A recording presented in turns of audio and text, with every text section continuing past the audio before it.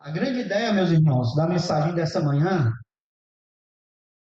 Jesus, verdadeiro Deus e verdadeiro homem, exerce um sacerdócio eterno, eficaz e compassivo em favor dos eleitos.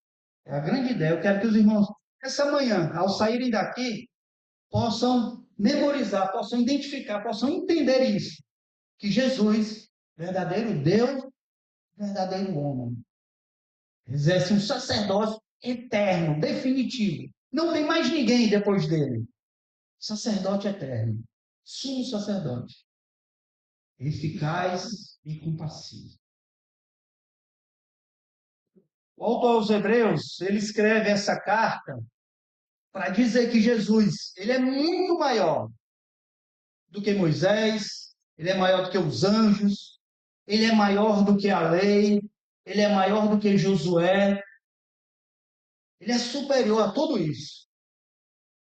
Como essa carta foi escrita? Será? Judeus convertidos ao cristianismo? Então eles entendiam bem, eles conheciam bem a lei, conheciam Moisés, conheciam Josué, eles entendiam muito bem. Então aqui o autor escreve essa carta justamente para mostrar que Jesus é maior do que todos esses. E que todos eles, a lei, Moisés, Josué, contam para o Cristo.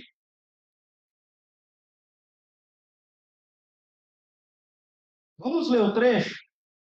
Hebreus 4, 14 até o 5, 10. Diz assim: tendo por Jesus, o Filho de Deus, como grande sumo sacerdote, que adentrou os céus, conservemos firmes a nossa confissão. Porque não temos sumo sacerdote que não possa se compadecer das nossas fraquezas. Pelo contrário, ele foi tentado em todas as coisas, nossa semelhança, mas sem pecado. Portanto, aproximamos do trono da graça com confiança, a fim de recebermos misericórdia e encontrarmos graça para ajuda em momento oportuno. Portanto, visto que nos foi deixada a promessa de entrar no descanso de Deus, desculpa, é o 5. Cada sumo sacerdote, sendo escolhido dentre os homens, é constituído nas coisas relacionadas com Deus, a favor dos homens, para oferecer dons e sacrifícios pelos pecados. Ele é capaz de se compadecer dos ignorantes e dos que se desviam do caminho, pois também ele mesmo está rodeado de fraquezas. Por esta razão, deve oferecer sacrifícios pelos pecados, tanto do povo como de si mesmo. E ninguém toma esta honra para si mesmo, a não ser quando chamado por Deus, como aconteceu com Arão. Assim também Cristo não glorificou a si mesmo para se tornar sumo sacerdote. Mas quem o glorificou foi aquele que lhe disse: você é meu filho, hoje eu gerei você. E em outro lugar também diz: você é sacerdote para sempre, segundo a ordem de Melquisedeque. Ele, Jesus, nos dias da sua carne, tendo oferecido com forte clamor e lágrimas, orações e súplicas, a quem eu podia livrar da morte, foi ouvido por causa da sua reverência. Embora fosse filho, aprendeu a obediência pelas coisas que sofreu. E tendo sido aperfeiçoado, tornou-se o autor da salvação, eterna para todos os que lhe obedecem. E Deus o nomeou sumo sacerdote, segundo a ordem de Melquisedeque. Vamos orar, meus irmãos. Santo Deus, estamos diante aqui da tua palavra. Te pedimos, ó Pai, que teu Santo Espírito nos conduza, nos ajuda a entender a tua palavra, meu Deus, e que nós possamos sair aqui transformados por ela. Que eu possa ser um veículo, que eu possa ser um instrumento útil nas tuas mãos. Prepara os nossos corações, meu Deus. É o que te pedimos, em nome de Cristo. Amém. Meus irmãos, quero trazer 3 pontos aqui essa manhã para vocês. E o primeiro deles é: Jesus é o grande sumo sacerdote que adentrou os céus. Jesus é o sumo sacerdote. Ele não é mais um sumo sacerdote. Não. Ele é o sumo sacerdote que adentrou os céus. Meus irmãos, na época de Jesus, na época da lei, na época do povo de Deus, lá dos judeus, o sumo sacerdote ele entrava uma vez por ano nos Santos dos Santos, uma vez por ano, durante o Yom Kippur. Ele ia lá e fazia, e colocava lá os animais, derramamento de sangue, e fazia ali o ritual para o perdão dos pecados do povo. Era dessa forma que se fazia. Mas Jesus, ele não entrou no Santo dos Santos, ele não entrou num templo humano que foi construído por mãos humanas, não. Ele entrou, ele adentrou os céus. Ele foi na presença de Deus, totalmente diferente de um sumo sacerdote humano. Certo? Ele foi até Deus, ele foi aos céus. Então, meus irmãos, o autor começa essa sessão declarando contundentemente, tendo, pois, um grande sumo sacerdote, o Filho de Deus. Essa é a base de tudo, meus irmãos. É a base de tudo. Ele adentrou os céus. Isso nos mostra a superioridade de Cristo. Isso nos revela a superioridade de Cristo. Porque ele não entrou, ele não fazia como um sumo sacerdote do Antigo Testamento. Superior aos sumos sacerdotes, ele falou que era superior aos anjos, a Moisés, a lei. E ele entra agora no capítulo 4, 5, falando que Jesus superior aos sumos sacerdotes do Antigo Testamento e daquela época de Jesus. Ele oferecia um sacrifício. Ele ofereceu um sacrifício que de uma vez por todas pode redimir os nossos pecados. Uma única vez. Não precisa mais agora, todo ano, fazer esse ritual. Não precisava mais. De uma vez por todas, meu irmão, nós temos a redenção dos nossos pecados. O sangue do Cordeiro pagou o preço, nos redimiu, nos resgatou para si. Jesus aqui ele não é retratado como mais um sacerdote, mas como um sumo sacerdote definitivo, que nos conduz diretamente à presença de nosso Deus. Isso significa que a barreira que antes nos separava de Deus foi removida. Não existe mais essa barreira. Não precisamos mais de rituais repetitivos. Não precisa mais de derramamento de sangue, meus irmãos. Não é mais necessário.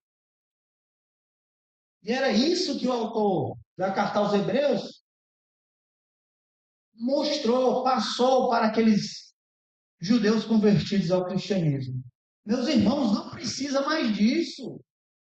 Vocês já se libertaram disso. Não voltem para essas práticas. Cristo já pagou de uma vez por todas.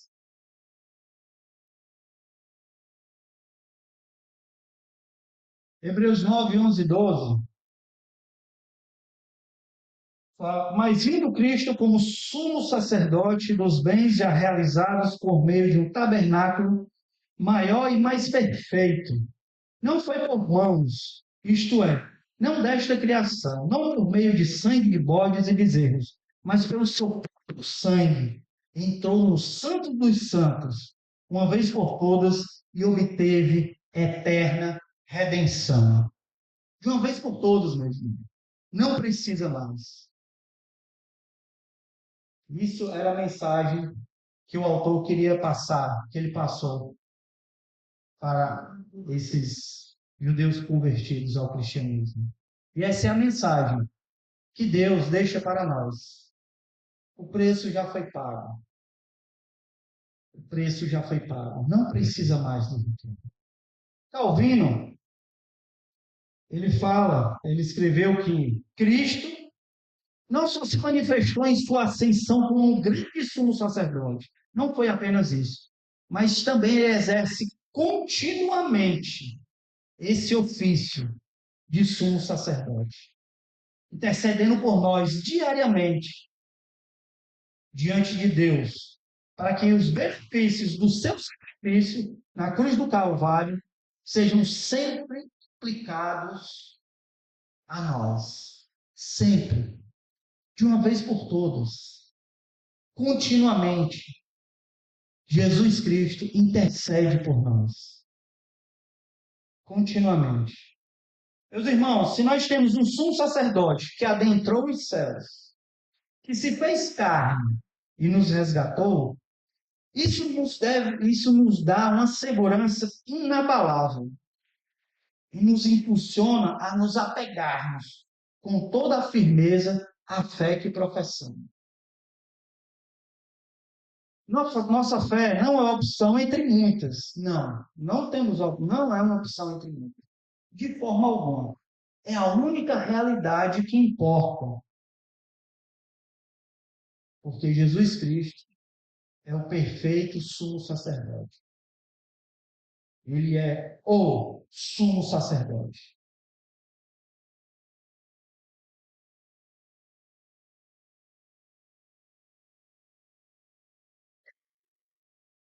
Foi o primeiro ponto, meus irmãos. Jesus, o nosso sumo sacerdote que adentrou os céus. E agora vamos para o ponto. Vocês viram que o meu pai além de passar aqui, é um nanon, né? Na minha cabeça. Eu falei assim, passa. Ele é o. Certo. Não. Isso aí, meu irmão. Segundo ponto que eu quero trazer para os irmãos essa manhã, sobre esse trecho, é Jesus. Jesus é o sumo sacerdote capaz de compadecer-se de nossas fraquezas. Além dele ser o sumo sacerdote, ele é o sumo sacerdote capaz de compadecer-se de nossas fraquezas. Aqui está uma das verdades mais consoladoras na Epístola aos Hebreus. Pois não temos um sumo sacerdote que não possa compadecer-se de nossas fraquezas.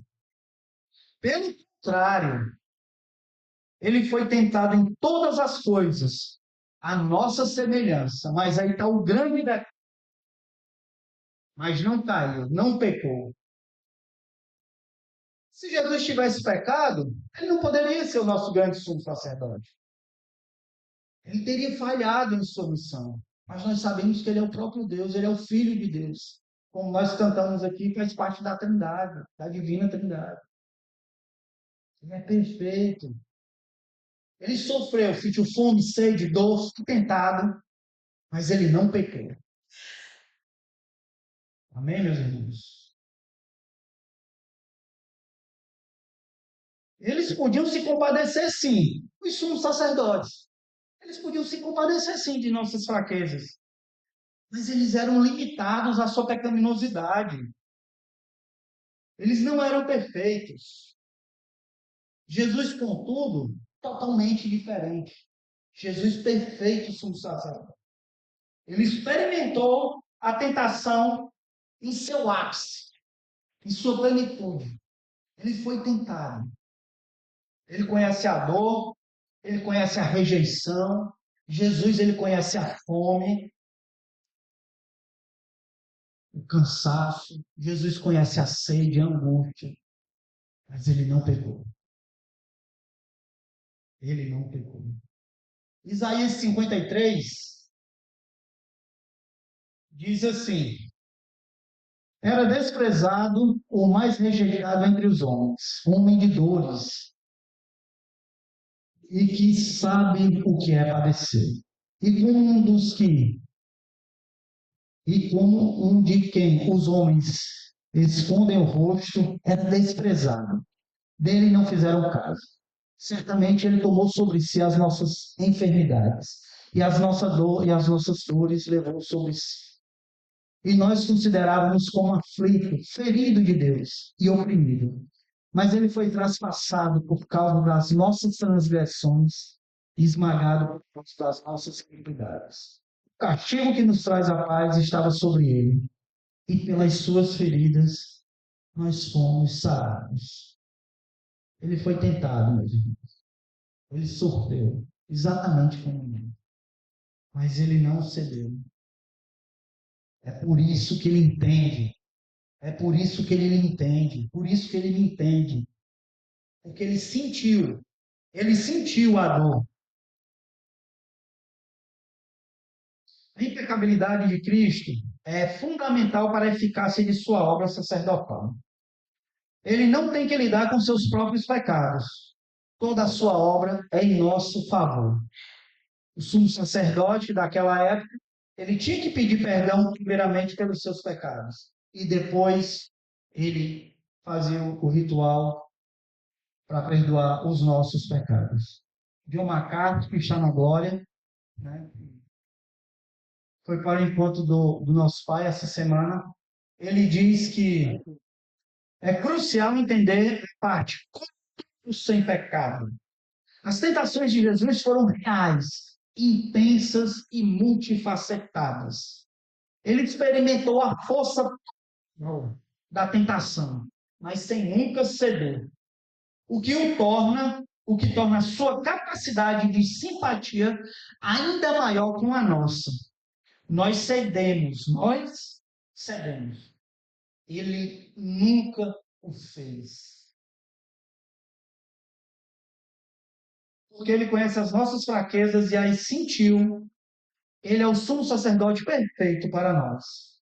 Ele não olha para nós com desprezo, com ignorância de nossas lutas. Ele entende o que a gente passa. Ele olha com perfeita compreensão e profunda empatia. Ele sabe o que você está passando. Ele sabe o que você passa. Ele entende a sua dor. Ele não é indiferente às nossas dores, às nossas lutas, de forma alguma.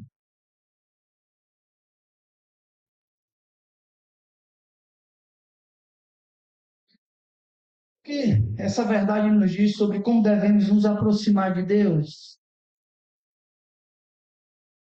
A resposta aqui, meus irmãos, é bem clara.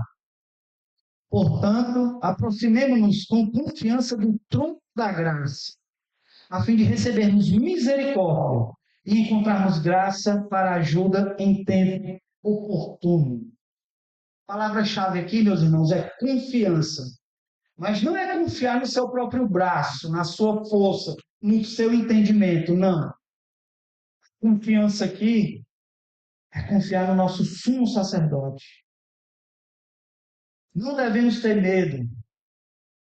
Nós não estamos nos aproximando de um juiz irado, raivoso, que quer nos condenar. Não, não é isso.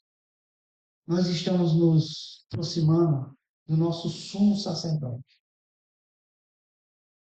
que pagou o preço por nós, que nos libertou do pecado.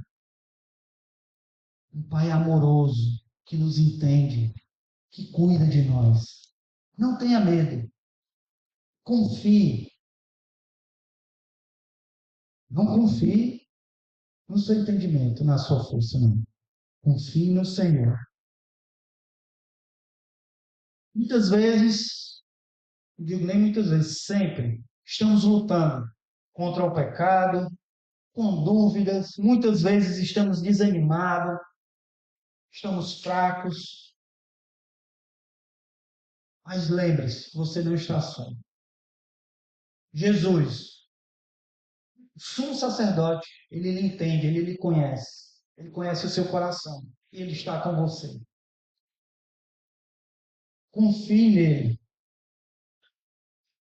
Ele não está distante. E ele é nosso perfeito intercessor. É ele que intercede por nós. Se achegue ao Senhor. E nele você vai encontrar misericórdia para o seu fracasso e graça para a sua necessidade. Filipenses 4, 6 e 7 diz assim: não andem ansiosos por coisa alguma, porém sejam conhecidas diante de Deus as suas petições pela oração e súplica, com ações de graças. E a paz de Deus, que excede todo entendimento, guardará o coração e a mente de vocês em Cristo Jesus. Amém? Não andem ansiosos. Confie no Senhor. Confie.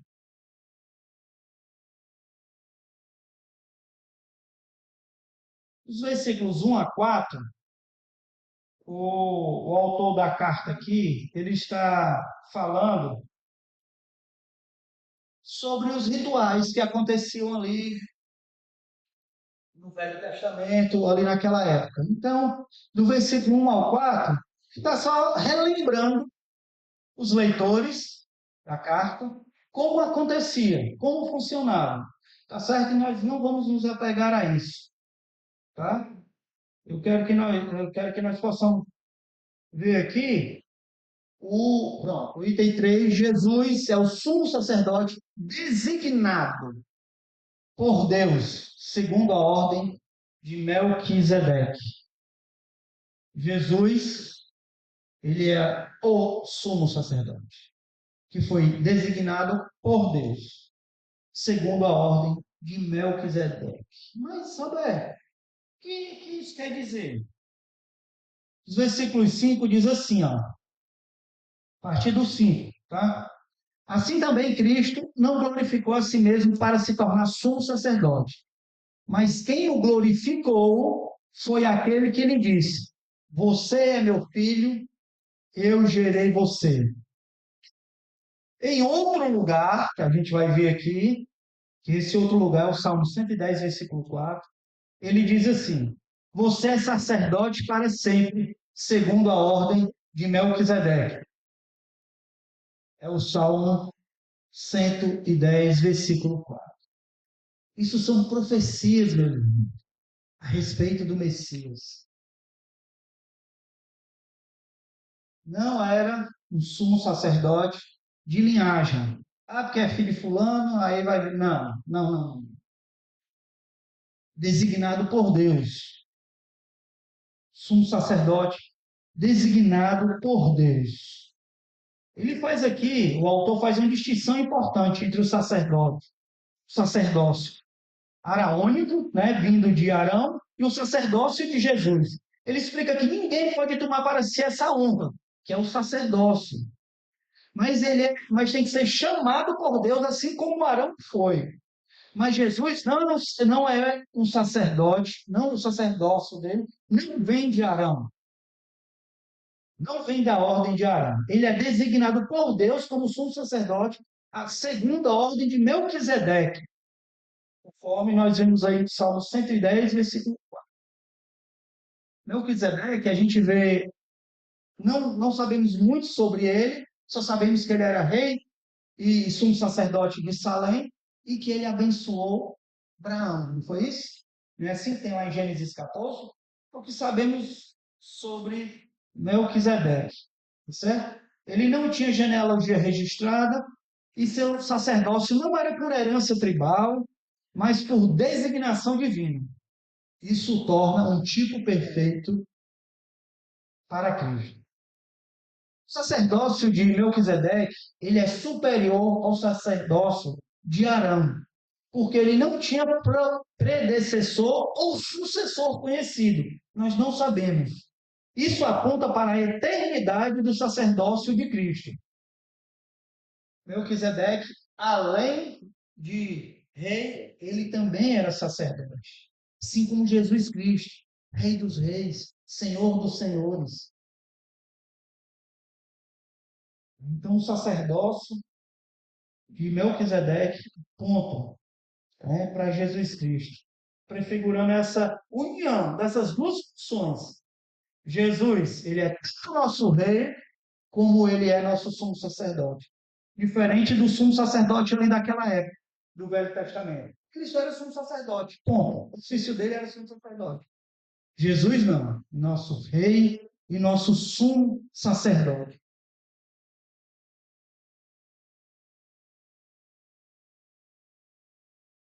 Zacarias também, o profeta Zacarias, ele mesmo edificará o templo do Senhor e será revestido de glória. Assentar-se-á no seu trono e dominará e será sacerdote no seu trono e reinará perfeita união entre ambos os ofícios. Jesus Cristo, meu Deus. O profeta Zacarias aqui falando sobre Jesus Cristo. Reinará em perfeita união. Será sumo sacerdote e será nosso rei.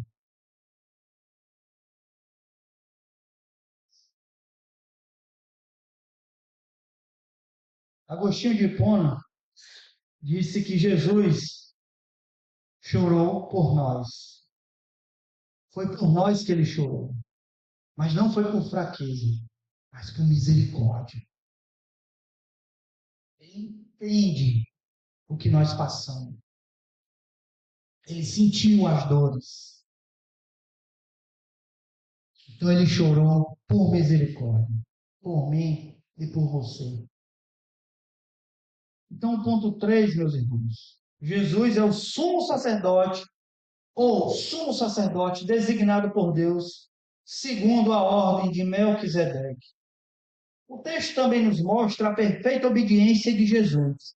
Ele, Jesus, nos dias da sua carne, ou seja, quando esteve entre nós, conforme João 1, o verbo se fez carne e habitou entre nós, tendo oferecido com forte clamor e lágrimas, orações e súplicas, àqueles o que podia livrar da morte, e tendo sido ouvido por causa da sua piedade. Foi por nós, meus irmãos, que ele chorou, que ele suplicou, que ele pediu a Deus misericórdia. Foi por nós que ele suplicou. Embora fosse o Filho de Deus, ele aprendeu a obediência por aquilo que sofreu. Mesmo sendo o Filho de Deus, ele experimentou a submissão e a obediência. As orações de Jesus no Getsemane, com forte clamor e lágrimas, com súplica. Súplica é isso. Forte clamor, lágrimas, com súplicas. Demonstra a sua dependência total do Pai e sua perfeita submissão à vontade divina, à sua missão. Mesmo que isso significasse a cruz. Ele sabia que a cruz do Calvário estava próxima. Mas mesmo assim, ele não desistiu, ele não voltou a... Ele foi até o fim. E ressuscitou ao terceiro dia, amém? A obediência de Cristo é a base da nossa justificação. Lá em Romanos 5,19, o apóstolo Paulo nos lembra, porque assim como pela a desobediência de um só homem, no caso Adão, muitos se tornaram pecadores.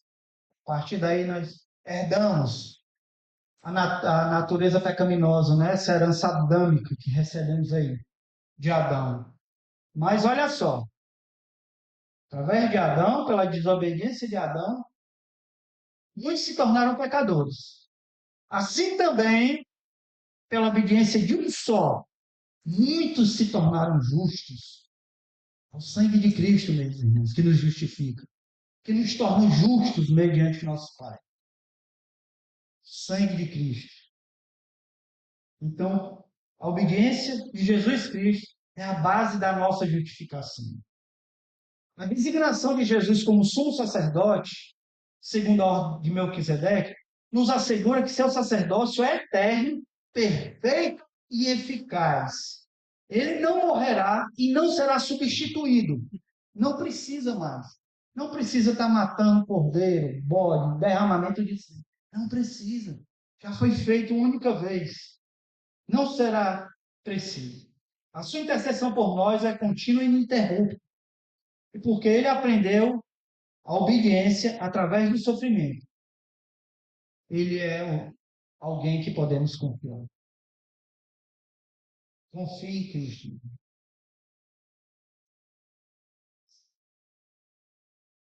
Já chegando no final,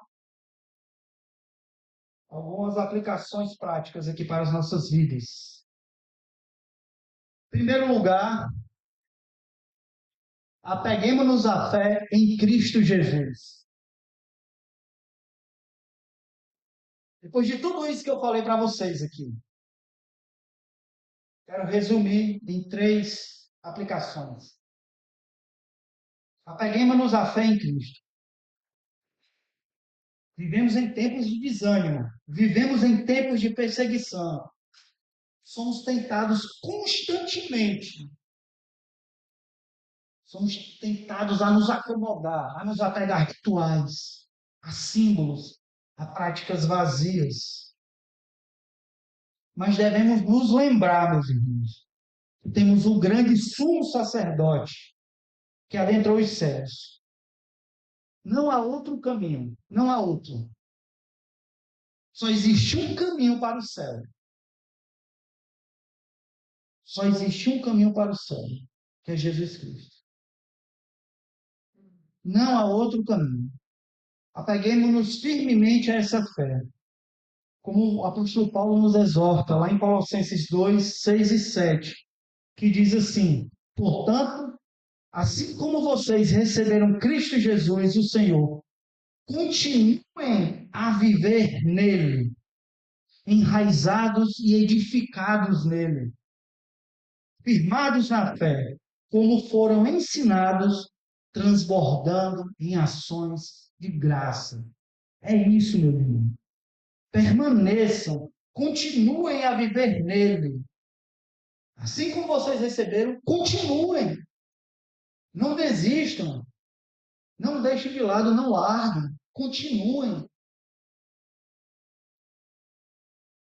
Continue a viver neles. Nele. Não permita, meus irmãos, que as pressões desse mundo desviem você da centralidade de Cristo. Nossa segurança deve estar nele, na sua obra, no sacrifício na cruz do Calvário. Nossa segurança está em Cristo. Nossa segurança, não está no nosso trabalho, no nosso intelecto, na faculdade que estamos fazendo, no doutorado que estamos fazendo, no nosso pai, que tem um cargo importante numa empresa, ou que é um empresário, que tem uma herança que vai me deixar. Não. Lembre-se disso. É a fé em Cristo, é a confiança em Cristo. Segundo lugar, aproxime-se com confiança do trono da graça. Muitas vezes, meus irmãos, nós lutamos com a culpa, vergonha, e muitas vezes nós temos medo de nos aproximarmos de Deus. Nós temos vergonha. Não, isso que eu fiz aqui é imperdoável, o Senhor não vai me perdoar. Não. Se você se arrependeu de coração, Ele vai lhe perdoar. Vai mesmo, Roberto? Vai. Não sou eu que estou dizendo. 1 João 1,9. Se confessarmos os nossos pecados, Ele é fiel e justo para nos perdoar os pecados e nos purificar de toda injustiça. É a palavra de Deus que nos garante isso.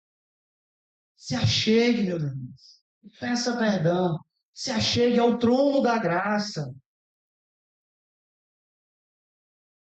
Com confiança. E lembre-se, não é a confiança no seu intelecto, na força do seu braço ou na sua conta bancária. Não. Confiando no sumo sacerdote. Perfeito sumo sacerdote. Em terceiro lugar, viva em obediência e gratidão.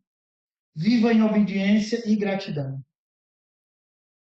A salvação que Cristo nos oferece, a salvação que nosso Senhor Jesus Cristo oferece, não é para todos. É só para os que lhe obedecem. Sabiam disso? É só para quem obedece a Ele. Não é para todos. Isso não é um legalismo, mas é fruto natural de uma fé genuína. Se você aceitou a Cristo, se você tem Cristo no seu coração, o que é que você vai fazer? Você vai agradá-lo, você vai fazer de tudo para agradá-lo. Ele é o nosso Senhor. Ele nos comprou com o seu sangue. Nós pertencemos a Ele. Então nós devemos ser gratos, um coração grato, gratidão ao nosso Senhor. Então lembre-se, viva em uma vida de obediência e gratidão. Devemos ter uma vida de eterna gratidão. Nunca mais vamos conseguir pagar o que Cristo fez por nós. Nunca. Você pode viver 1000 anos. Você nunca vai conseguir pagar o que Ele fez por você. O que nós podemos fazer é viver uma vida de obediência e gratidão a Ele. Isso é uma resposta natural do nosso coração grato. Obediência. Devemos viver de uma forma que busque glorificar a Deus, glorificar o nosso Senhor, que nos comprou, que nos redimiu. O apóstolo Paulo, lá em Romanos 12, 1 e 2, ele nos exorta, um trecho muito conhecido. Rogo, pois, irmãos, pelas misericórdias de Deus, que apresentem o corpo de vocês como sacrifício vivo, santo e agradável a Deus, que é o culto racional de vocês. E não se conformem com este mundo, mas sejam transformados pela renovação da mente, para que vocês possam experimentar qual seja a boa, agradável e perfeita vontade de Deus. Apresente o seu corpo, meu irmão, como sacrifício vivo a Deus. Esse é o nosso culto racional. Você tem feito isso? Você tem apresentado o seu corpo como sacrifício vivo, santo e agradável a Deus? Sua mente, suas palavras, suas ações têm sido um culto vivo, santo e agradável a Deus? Para concluirmos, meus irmãos, a mensagem de Hebreus ela é clara e poderosa. Jesus Cristo, ele é superior a tudo e a todos. Jesus Cristo, ele é superior a Moisés, a Arão, ele é superior a Josué, ele é superior à lei, é superior aos anjos. O autor aqui, ele deixa bem claro isso. Meus irmãos, não voltem para o judaísmo. Não voltem para as suas antigas práticas. Não precisa mais disso. Jesus é maior do que tudo isso. Lembrem-se disso, meu irmão. Jesus ele é o cumprimento de todas as sombras e substância de toda a esperança. Jesus é o grande sumo sacerdote que adentrou os céus e que se compadece de nossas fraquezas e que, por sua perfeita obediência e sacrifício, se tornou o autor da nossa salvação. O sacrifício e a obediência dele a Deus. Foi por essa obediência, o seu sacrifício, que ele se tornou o autor da nossa salvação. Nenhuma religião humana, nenhum rito, nenhum sacerdote terreno pode nos oferecer o que Jesus nos oferece. Ele é o nosso acesso direto ao trono da graça. Não tem intermediário. Não tem. Não tem que falar com fulano que vai nos levar a Deus. Não. Direto. Eu sou o caminho, a verdade e a vida. Ninguém vem ao Pai senão por mim. É Ele, é por Ele, é através dele, somente por Ele. Em Jesus nós encontramos o perdão para os nossos pecados, força para as nossas fraquezas e a segurança de nossa salvação. Que a verdade de Jesus, nosso sumo sacerdote, preenche os nossos corações com alegria, segurança e um desejo renovado de viver para a glória dele. Que ao sairmos daqui, meus irmãos, essa manhã, possamos nos pegar ainda mais com firmeza a nossa fé em Cristo Jesus. Que cada vez mais nós possamos nos aproximar do trono graça e viver em obediência grata ao nosso incomparável Senhor e Salvador, nosso sumo sacerdote, eterno e perfeito. Amém? Vamos orar. Santo Deus, nós te agradecemos pela tua palavra, nós te agradecemos pelo teu Filho, ó Pai, perfeito sumo sacerdote, que se entregou por nós, que pagou o preço, de uma vez por todas. Muito obrigado, porque o Senhor cuida de nós. Muito obrigado, Senhor Deus, por essas verdades aqui ditas, e que possamos nos apropriar delas. Te agradecemos em nome do teu Filho. Amém.